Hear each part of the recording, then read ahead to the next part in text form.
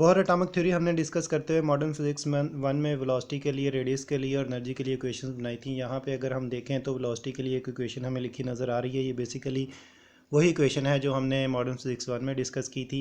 ई यहाँ पे charge on electron है, 4πε0। एम मास ऑफ इलेक्ट्रॉन है, आर वो ऑर्बिट का रेडियस है जिसमें इलेक्ट्रॉन रिवॉल्व कर रहा होगा। तो किसी भी ऑर्बिट में रिवॉल्व करते हुए अगर हमने इलेक्ट्रॉन की वेलोसिटी फाइंड आउट करनी है तो इस फार्मूले से हम फाइंड आउट कर सकते हैं। और ये फार्मूला बनता है इलेक्ट्रोस्टैटिक फोर्स ऑफ अट्रैक्शन जो कि न्यूक्लियस और इलेक्ट्रॉन के दरमियान है, उसको बैलेंस करने, सेंट्रीपिटल फोर्स के साथ बैलेंस करने से।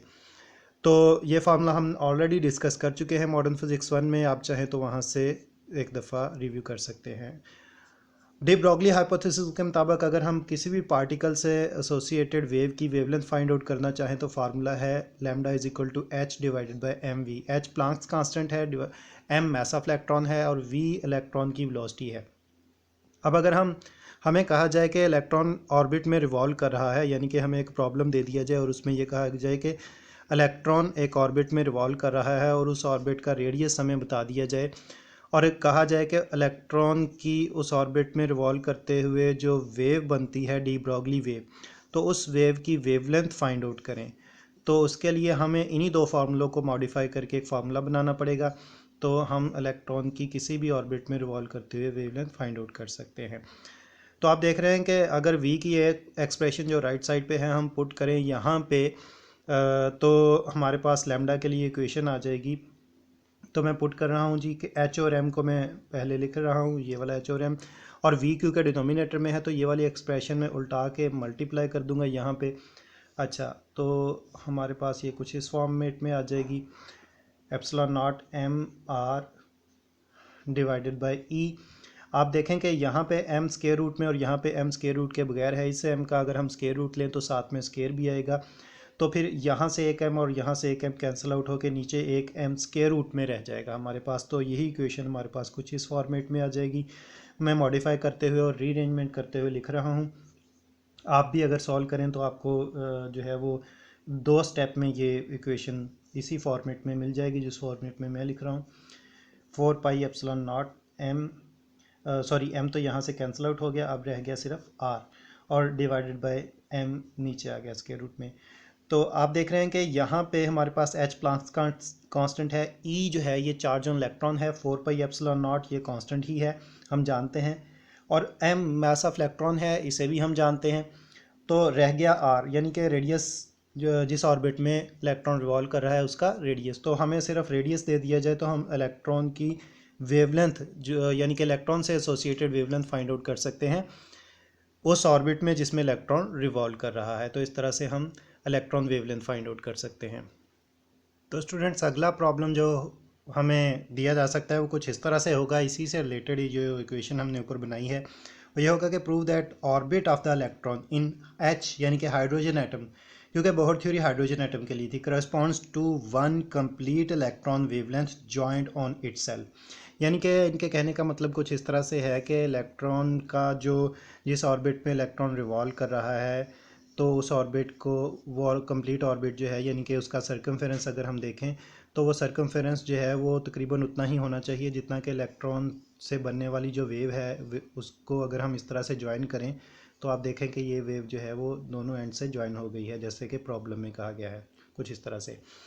तो ज्वाइन ऑन इटसेल्फ, तो ये हमने प्रूव करना है कि इलेक्ट्रॉन वेवलेंथ जो है तो वो बराबर होनी चाहिए ऑर्बिट ऑफ द इलेक्ट्रॉन के हाइड्रोजन एटम में। इसी को मैंने लिखा है कि और, यानी कि और prove that electron wavelength is equal to circumference of electron orbit. तो इसका सोल्यूशन क्या है जी, देख रहे हैं आप यहाँ पे मैंने लिखा है सोल्यूशन के lambda is equal to C, यानी कि wavelength of electron is equal to circumference of the orbit. तो बस यही हमने काम करना है। आपने देखा कि हमने वेवलेंथ के लिए पहली एक इक्वेशन बनाई हुई है, उसमें हमने सिर्फ रेडियस की वैल्यू पुट करनी है जो हमें दी जाएगी। इसी तरह से सर्कमफ्रेंस के लिए हमारे पास एक सिंपल सी मैथमेटिकल इक्वेशन है, इसमें भी रेडियस की वही वैल्यू पुट करनी है जो हमने ऊपर पुट की।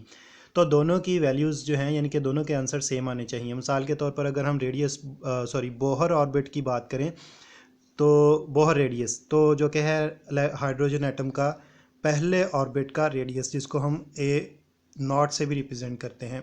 जिसकी वैल्यू 5.3 इंटू 10⁻⁻11 मीटर है।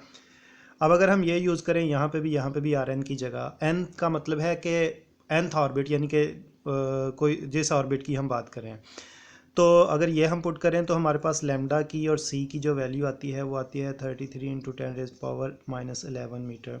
तो ये चाहे इस फार्मूले से कैलकुलेट करें, इस फार्मूले से कैलकुलेट करें, तो यानी कि कहने का मतलब ये है कि हम ये प्रूव कर लेंगे या ये सॉल्व कर लेंगे जो हमें कहा जाएगा कि radius sorry circumference of orbit जो है वो बराबर है वेवलेंथ ऑफ इलेक्ट्रॉन के। अब इससे अगला प्रॉब्लम क्या हो सकता है? इससे अगला प्रॉब्लम ये होगा कि हमें कहा जाएगा कि जी बोहर ऑर्बिट को की इंटरप्रिटेशन करें डी ब्रोगली, या फिर हमें कहा जाएगा कि कंडीशन ऑफ स्टेबिलिटी जो है उसको एक्सप्रेस करें, डिस्कस करें, डिस्क्राइब करें। तो इसके लिए हमने क्या करना है, हमने एक स्ट्रिंग सपोज करनी है जिसकी लेंथ एल है, और इस स्ट्रिंग को हम दोनों एंड से बाउंड कर देते हैं। ये स्ट्रिंग है जिसकी लेंथ एल है। अच्छा, हमने दोनों एंड से बाउंड किया है। अब अगर इस स्ट्रिंग में हम वेव जनरेट करें तो डेफिनेटली स्टेशनरी वेव जनरेट होगी। अच्छा, तो यहाँ पे कुछ इस कंडीशन में ये स्टेशनरी वेव जनरेट होगी। अब अगर हम इस स्ट्रिंग को ज्वाइन कर दें, पहले बात कर लेते हैं स्टेशनरी वेव की। ये स्टेशनरी वेव जो जनरेट होगी उसके लिए कंडीशन जो है वो ये है कि L is equal to N lambda. हम स्टेशनरी वेव्स ऑलरेडी पिछली क्लासेस में डिस्कस कर चुके हैं और इस लिहाज से हम जानते हैं ये इस कंडीशन को। तो एन जो है ये नंबर ऑफ लूप्स को रिप्रेजेंट करता है, लैम्डा वो वेवलेंथ है जो यहाँ पे प्रोड्यूस होगी, एल टोटल लेंथ है। अच्छा, अगर हम इस स्ट्रिंग को ज्वाइन कर दे दोनों एंड्स के साथ इस तरह से कि ये स्ट्रिंग जो है वो एक सर्कल बना ले, सर्कुलर लूप इस तरह से। अब अगर स्ट्रिंग में इसी तरह की स्टेशनरी वेव जनरेट होती है तो वो कुछ इस तरह से, ये थोड़ा सा प्रॉपर तरीके से मैं कोशिश करता हूँ, ये कुछ इस तरह की स्टेशनरी वेव जनरेट होगी। चलें यहाँ से हम इसको इस फॉर्मेट में कर लेते हैं। चलिए यहाँ पे, अच्छा अब अगर हम देखें तो ये इसकी रिफ्लेक्शन भी आएगी ये इस तरह से। तो ये स्टेशनरी वेव जनरेट हो रही है। तो बेसिकली इलेक्ट्रॉन जब ऑर्बिट में रिवॉल्व करता है तो वो स्टेशनरी वेव जो है वो जनरेट करता है, और इसी लिहाज से हम पहले पोस्टुलेट को पोस्टुलेट ऑफ स्टेशनरी स्टेट्स भी कहते हैं। अच्छा, तो यानी कि इलेक्ट्रॉन हमें ऑर्बिट में रिवॉल्व करते हुए एक स्टेशनरी वेव की तरह जो है वो बिहेवियर शो करेगा। तो हम अगर बात करें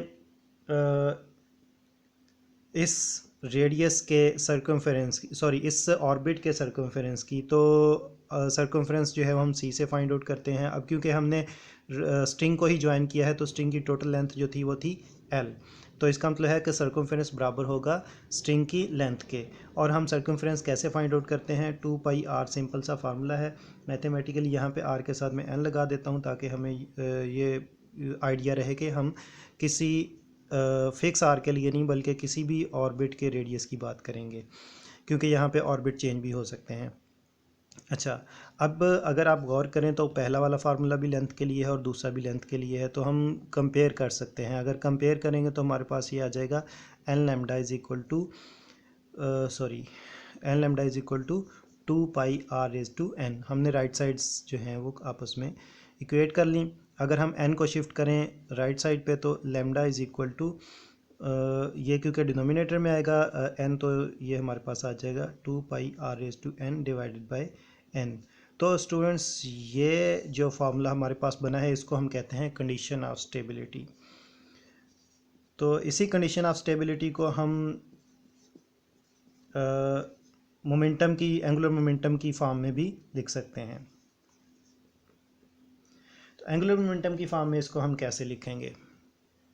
बेसिकली तो बोहर का जो पोस्टुलेट है, पोस्टुलेट ऑफ एंगुलर मोमेंटम, वो हमें कहता है कि सिर्फ वही ऑर्बिट अलाउड है जिसमें इलेक्ट्रॉन का एंगुलर मोमेंटम जो है वो बराबर हो इंटेग्रल मल्टीपल, यहाँ पे इंटीजर को हम n से ज़ाहिर कर रहे हैं, इंटेग्रल मल्टीपल ऑफ h/2π के। तो n क्या है यहाँ पे, ये एक इंटीजर होगा, 1 होगा या 2 होगा या 3 होगा एंड सो ऑन, कुछ भी हो सकता है, कोई भी इंटीजर। तो ये कंडीशन है जी बोहर के पोस्टुलेट ऑफ एंगुलर मोमेंटम के मुताबिक कि इलेक्ट्रॉन का एंगुलर मोमेंटम जो है वो इलेक्ट्रॉन उसी ऑर्बिट में रिवॉल्व करेगा जिसमें उसका एंगुलर मोमेंटम h/2π का इंटेग्रल मल्टीपल होगा। अब देखेंगे हमारे पास डी ब्रोगली वेवलेंथ जो है वो उसके लिए फार्मूला है lambda is equal to H/mv। और इसके साथ साथ पहले जो हमने फार्मूला बनाया है lambda is equal to two pi R raise to N R N, ये सफिक्स है, डिवाइड बाय एन। तो ये कंडीशन ऑफ स्टेबिलिटी का हमने पहले फार्मूला बनाया है, इसी से हम एंगुलर मोमेंटम को जो कंडीशन डी बोहर ने दी थी उसको सेटिस्फाई करेंगे। तो हम कॉन्सेप्ट यूज़ कर रहे हैं डी ब्रॉगली का। अच्छा, अब आप देखें कि ये भी वेवलेंथ का फार्मूला है, ये भी वेवलेंथ का फार्मूला है, हम कंपेयर करते हैं दोनों को। तो कंपेयर करते हुए H/mv is equal to pi R raise to N, R raise नहीं है, ये सफिक्स है, डिवाइड बाय एन। अच्छा, अब अगर हम थोड़ी सी मॉडिफिकेशन करें, एन को शिफ्ट कर दें लेफ़्ट साइड पे, टू पाई को भी शिफ्ट कर दें लेफ़्ट साइड पे, और एम वी को शिफ्ट कर दें राइट साइड पे, तो हमारे पास यही कुछ इस फॉर्मेट में आ जाता है, NH/2 is equal to MV/N। तो आप इसको रीअरेंज करके भी लिख सकते हैं। तो देखें कि जो कंडीशन बोहर ने डिस्क्राइब की थी एंगुलर मोमेंटम के लिए, तो वही कंडीशन जो है वो डी ब्रॉगली का हाइपोथेसिस इस्तेमाल करते हुए, कंडीशन ऑफ स्टेबिलिटी इस्तेमाल करते हुए हमें मिल रही है जी। तो अब बात करते हैं हम रेडियस की। किसी भी ऑर्बिट का अगर हमने रेडियस फाइंड आउट करना है, और ये एक बात याद रखें, यहाँ पे हम बात कर रहे हैं हाइड्रोजन एटम की, और हाइड्रोजन एटम के इलेक्ट्रॉन की, या इलेक्ट्रॉन जिस ऑर्बिट में रिवॉल्व कर रहा होगा उसका अगर हमने रेडियस फाइंड आउट करना है, तो उसके लिए हमारे पास फार्मूला है। और ये फार्मूला हमने पिछले क्लासेस में डिस्कस किया है मॉडर्न फिजिक्स 1 को स्टडी करते हुए। आर एन एन यहाँ पे nth ऑर्बिट को रिप्रेजेंट कर रहा है, यानी कि इलेक्ट्रॉन जिस ऑर्बिट में होगा, तो उसके लिए है n² H² divided by pi m e raise to 2, यानी कि e²। n जो कि एक इंटीजर है, क्या होगा, 1 2 3 कुछ भी हो सकता है, जो ऑर्बिट होगा उसके मुताबिक n की वैल्यू आ जाएगी। यहाँ पे h मास कांस्टेंट है, ε0 कांस्टेंट है, और पाई कांस्टेंट है, m मास ऑफ इलेक्ट्रॉन है, e चार्ज ऑन इलेक्ट्रॉन है। तो अगर गौर करें हम यहाँ पे, तो सिर्फ n है जिसकी वैल्यू ऑर्बिट के लिहाज से हमें यहाँ पे पुट करनी पड़ेगी, बाकी सारी चीज़ों की वैल्यूज़ फिक्स हैं, कांस्टेंट हैं।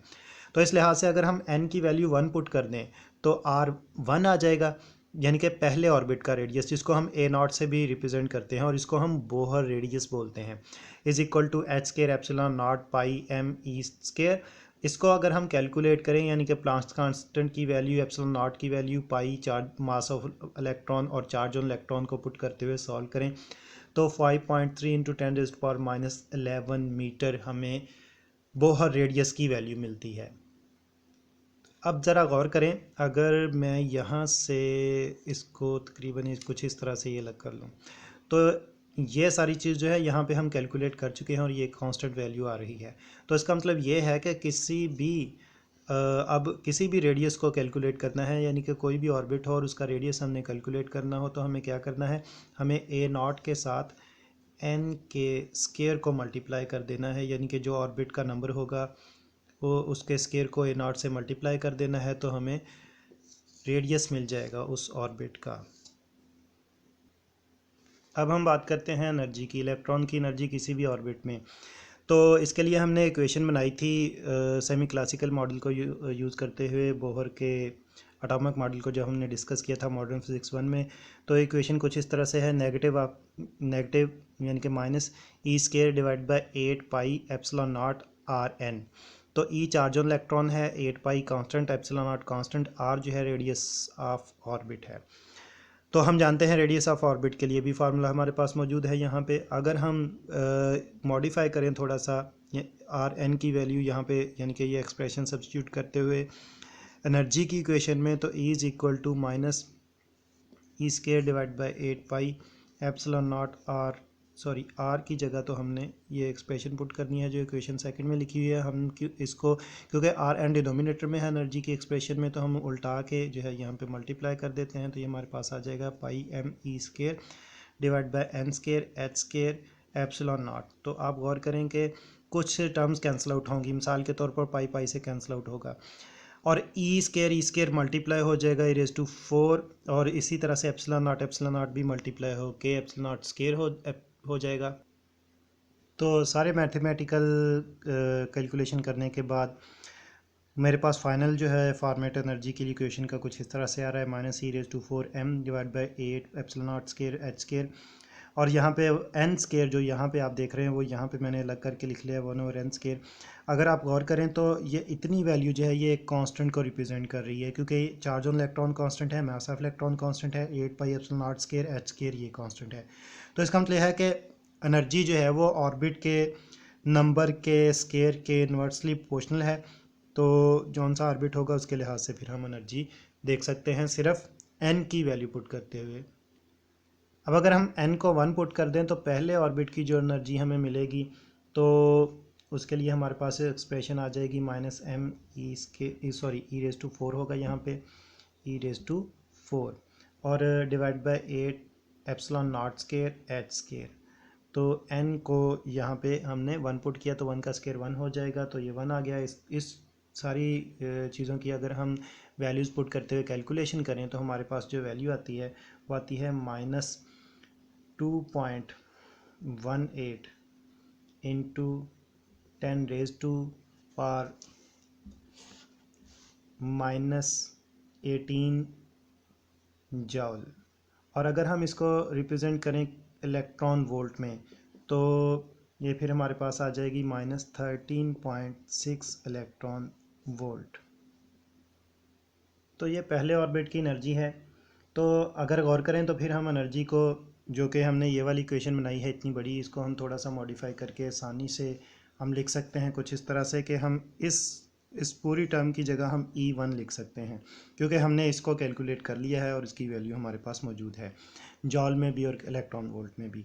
तो फिर हमारे पास जो किसी भी ऑर्बिट की अगर हमने एनर्जी फाइंड आउट करनी है किसी भी ऑर्बिट में इलेक्ट्रॉन की, तो इसके लिए हमारे पास सिंपल सी एक्सप्रेशन बन जाएगी E1 divide by n square, जबकि n जो है वो ऑर्बिट नंबर होगा जो कि एक इंटीजर होगा 1 2 3 एंड सो ऑन। अब इसी से रिलेटेड नेक्स्ट कुछ ये प्रॉब्लम हो सकता है कि हमें कहा जाता है कि इलेक्ट्रॉन जो है वो ट्रांजिशन कर रहा है, यानी कि या तो जंप अप कर रहा है या जंप डाउन कर रहा है। जंप अप लोअर से हायर की तरफ एनर्जी लेवल की तरफ जाएगा इलेक्ट्रॉन एनर्जी अब्जॉर्ब करते हुए, और जंप डाउन करेगा तो हायर एनर्जी लेवल से लोअर एनर्जी लेवल पे आएगा और एनर्जी एमिट कर देगा। तो हमें कहा जाता है कि इलेक्ट्रॉन जो है वो ट्रांजिशन कर रहा है दो लेवल्स के दरमियान। तो फाइंड आउट करें कि दोनों लेवल्स का एनर्जी डिफरेंस क्या है, या फिर ये कहा जा सकता है कि इलेक्ट्रॉन ने जो एनर्जी एमिट या अब्जॉर्ब की है वो उसकी अमाउंट कितनी है। तो उसके लिए हम दोनों एनर्जी लेवल्स के दरमियान एनर्जी का फ़र्क देख लेंगे। फाइनल एनर्जी लेवल वो होगा जिसमें इलेक्ट्रॉन जाएगा, और इनिशियल एनर्जी लेवल वो होगा जहाँ से इलेक्ट्रॉन जा रहा है। अच्छा, तो इसमें स्टूडेंट्स अगर हम ये कर लेते हैं कि इसी को हम इस तरह से लिख लेते हैं E1/n square minus E1I square. अच्छा, यहाँ पे n और i क्या हैं? तो n बेसिकली हमारे पास जो है वो n जो है वो बेसिकली फाइनल ऑर्बिट का नंबर है, एथ ऑर्बिट है, फाइनल ऑर्बिट है जिसमें इलेक्ट्रॉन जा रहा है। और इसी तरह से आई जो है ये इनिशियल ऑर्बिट है जहाँ से इलेक्ट्रॉन जा रहा है। तो इनिशियल ऑर्बिट नंबर, तो हम ये पुट करेंगे और E1 की वैल्यू हमें पता है, या तो हम जॉल में यूज़ करेंगे या इलेक्ट्रॉन वोल्ट में यूज़ करेंगे। तो E1 को हम कॉमन भी ले लें तो हमारे पास फिर जो एनर्जी इमिट या अब्जॉर्ब की होगी इलेक्ट्रॉन ने वो कुछ इस फॉर्मेट में आ जाएगी E1 into 1/n square minus 1/i square. तो स्टूडेंट्स जस्ट n और i की वैल्यू पुट करते हुए, यानी कि ऑर्बिट, मिसाल के तौर पर अगर हमें कहा जाए कि इलेक्ट्रॉन ने दूसरे लेवल से तीसरे लेवल में जंप अप किया है या चौथे लेवल में, चलें पाँचवां ले लेते हैं, पाँचवें लेवल में जंप अप किया है, तो कितनी एनर्जी उसने एमिट अब्जॉर्ब की होगी। तो आप देखें कि जस्ट हमें जो है वो आई की वैल्यू 2 और एन की वैल्यू 5 पुट करना होगी, उनके स्केल लेके सॉल्व करना होगा, और E1 की वैल्यू जो है वो पुट करेंगे तो हमें पता चल जाएगा कि इलेक्ट्रॉन ने कितनी एनर्जी अब्जॉर्ब की है। या फिर यही प्रॉब्लम कुछ इस तरह से भी हो सकती है कि हमें कहा जाएगा कि इलेक्ट्रॉन ने फिफ्थ ऑर्बिट से, या ये कह सकते हैं कि इलेक्ट्रॉन ने थर्ड ऑर्बिट से फर्स्ट ऑर्बिट में जो है वो जंप किया है। अब इस कंडीशन में इलेक्ट्रॉन जो है वो नीचे आ रहा है, तो थर्ड ऑर्बिट से फर्स्ट ऑर्बिट में जंप डाउन किया है, तो कितनी एनर्जी इमिट करेगा। तो उसके लिए फिर हम I3 पुट करेंगे, N1 पुट करेंगे और हमें इमिटेड एनर्जी की वैल्यू मिल जाएगी। तो साथ में हमें यह भी कहा जा सकता है कि जो एनर्जी इमिट या ऑब्जॉर्ब हुई है उसकी फ्रीक्वेंसी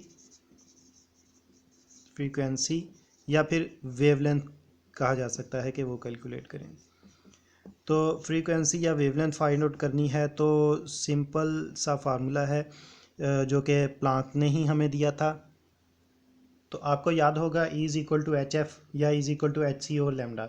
एच प्लांक्स कांस्टेंट है, एफ फ्रीक्वेंसी है, इमिटेड या ऑब्जॉर्ब एनर्जी की जो हमने फाइंड आउट करनी है। तो ये E जो है ये बेसिकली यहाँ पे जो हमने डेल्टा E कैलकुलेट किया ये हमें यहीं से मिलेगा E। तो आप मैं यहाँ पे इसको डेल्टा E भी लिख लेता हूँ अगर कोई कन्फ्यूजन हो तो। एट या फिर यही फार्मूला अगर हम वेवलेंथ के लिए यूज़ करना चाहें तो एफ़ की जगह सी ओवर लेमडा आ जाएगा, तो एच सी ओवर लेमडा। सी यहाँ पे स्पीड ऑफ लाइट है, लेमडा वो वेवलेंथ जो हमने फाइंड आउट करनी होगी। तो इसी चीज़ को हम मॉडिफाई करते हुए हम फ्रीक्वेंसी या वेवलेंथ भी फाइंड आउट कर सकते हैं उस एनर्जी की जो इलेक्ट्रॉन ने अमिट या ऑब्जॉर्ब की है जंप अप या जंप डाउन करते हुए, यानी कि ट्रांजिशंस करते हुए। एक चीज़ जो यहाँ पे मैं बताना चाहता हूँ वो ये है कि हाई लेवल पे बुक्स में फ्रीक्वेंसी को इंटरनेशनली न्यू साइन से रिप्रेजेंट किया जाता है। ये कुछ इस तरह से या तकरीबन कुछ इस तरह से जो है वो होता है। अच्छा, इसको मैं रेज़ करता हूँ, ये प्रॉपर नहीं बना। ये न्यू साइन से रिप्रेजेंट किया जाता है, लेकिन यहाँ पे मैं फ्रीक्वेंसी को एफ़ से ही रिप्रेजेंट कर रहा हूँ कि ताकि हम वेलोसिटी और फ्रीक्वेंसी में कंफ्यूज ना हो। अब एक छोटा सा प्रॉब्लम ये भी आपसे पूछा जा सकता है जी कि ऑर्बिट का नंबर बताएं जिसमें इलेक्ट्रॉन है, और ऑर्बिट का आपको रेडियस बता दिया जाएगा RN। तो सिंपल सी चीज़ है, हमने RN के लिए फार्मूला बनाया था, उसी को अगर हम मॉडिफाई करें, यहाँ पे आप देखें कि मैंने A0 को शिफ्ट कर दिया दूसरी तरफ, ये डिनोमिनेटर में आ गया। तो हमारे पास n के लिए फार्मूला बन जाएगा square root of RN over A0। तो हमें सिर्फ RN दिया जाएगा, यानी कि वो ऑर्बिट, उस ऑर्बिट का रेडियस जिसमें इलेक्ट्रॉन रिवॉल्व कर रहा है। तो हमें कहा जाएगा कि उस ऑर्बिट का नंबर बताएं। तो इसी फार्मूले को यूज़ करना है। A0 की वैल्यू आपने याद रखनी है स्टूडेंट्स के। A0 की वैल्यू जो है हमारे पास, मैं नीचे यहाँ पे लिख देता हूँ कि A0 की वैल्यू जो है वो 5.3 इंटू 10⁻11 मीटर है। अब आखिर में एक चीज़ और हम डिस्कस कर लेते हैं, frequency of revolution of electron, यानी कि इलेक्ट्रॉन की क्या फ्रीक्वेंसी होगी रिवॉल्व करने की। तो हम जानते हैं कि फ्रीक्वेंसी के लिए सिंपल सा फार्मूला है V is equal to F lambda. यहीं से मॉडिफाई करें तो F is equal to V over lambda. Lambda जो है ये 2πRN के बराबर है, हम पहले डिस्कस कर चुके हैं। तो हमने यहाँ पे F is equal to V over 2πRN, यानी कि लेमडा की जगह 2πRN पुट कर दिया। अब इसके बाद V की जगह हमने E divide by square root of 4πε0 put किया।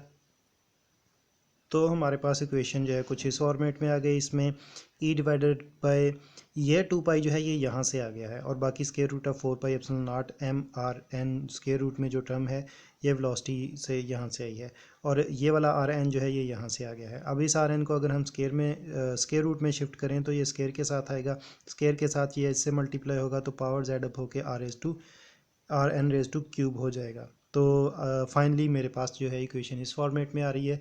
अब नेक्स्ट स्टेप में हमने क्या करना है, RN की जो हमने एक्सप्रेशन बनाई थी, RN की एक्सप्रेशन हमने क्या जो है वो डिस्कस की है।